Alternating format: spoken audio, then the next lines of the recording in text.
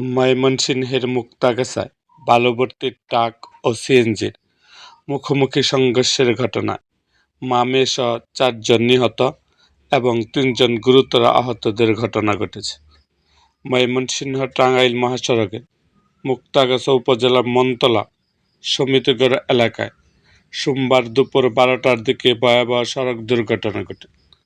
নিহতরা হলেন জামালপুর সদর রুহিলের খুরশেদ আলমের স্ত্রী শিউলি আক্তার ওরফে ফারজানা ও তার ১২ বছরের মেয়ে খুশনুর জান্নাত এবং ময়মনসিংহ জেলা নাগরিক আন্দোলনের কার্যকরী পরিষদের সদস্য বিজ্ঞ আইনজীবী চৌধুরী হুসনে আরা বেগম রানু এবং অপরজন হলেন ময়মনসিংহ জেলার অষ্টদর মাঝিপাড়ার সন্তান তুষান।